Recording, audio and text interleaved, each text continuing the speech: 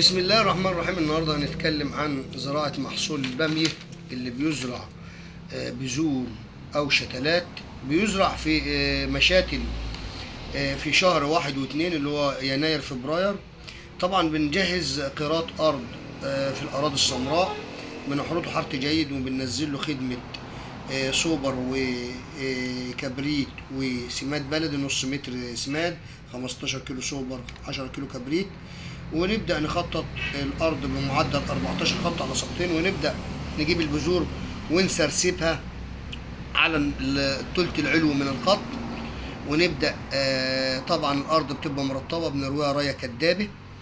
بعد كده بنروي ري منتظم، وبعد كده بنزرع الأرض تكون مرطبة، بنزرع البذرة سرسبة. أما في الأراضي الجديدة زي الأراضي الرملية بنزرع في صواني اللي هي عبارة عن فورم كومبوست والبوتموس، مضاف عليها 19 أو 20 أو سوبر وكبريت وملح. طبعا عمر الشتلة في مشتل البذور أو المشاتل من 35 ل 45 يوم على حسب الصنف.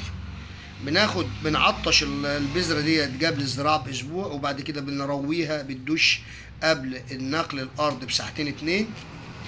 بتزرع في طبعا زراعة البامية بتزرع في شهر مارس إبريل اللي هو شهر 3 و4. طبعا بنبدأ نحرس الأرض حرث جيد، وبعد كده بننزل الخدمة اللي هي عبارة عن 20 متر سماد بلدي، 100 كيلو سوبر فوسفات أحادي، 50 كيلو كبريت زراعي. وبعد كده نخلطهم مع بعض ونبدأ نفرطهم في الأرض. وبعد كده نخطط الأرض بمعدل 9 خطوط على سطحين، ونجري أو نروي الأرض رية كدابة. ثم بنزرع الأرض طبعا بين الجورة والأخرى 25 سم ل 30 سم. وطبعا بيتم زراعة رية عادية بعد من 3 ل 4 أيام، ده رية على السريع. ديت طبعا بتبقى عبارة عن 5 كيلو يوريا أو 5 كيلو ملح أو 5 كيلو نترات مع كيلو هيوميك أو كيلو فولفيك. والرية التانية بندي حاجة عفان جذور زي كبريتات النحاس. وبعد كده بنروي ري منتظم من 5 إلى 7 أيام، ري منتظم كل يوم. طبعا الري يكون في الصبح بدري أو آخر النهار، ري منتظم في ميعاد ثابت. طبعا بيحتاج الفدان من زراعة البامية إلى رشة طبعا عناصر حديد زنك منجنيز، رشة كالسيوم، رشة برون، رشة بوتاس. بيحتاج جرعة أعفان جذور. طبعا بيحتاج إلى عنصر النيتروجين بس مش بيكونش بكثرة، عنصر البوتاس والفوسفور بالإضافة إلى المغنيسيوم. طبعا محتاجش نترات كتير حتى لا تسبب طول في الزراعة وعدم طبعا الإزهار والإسمار.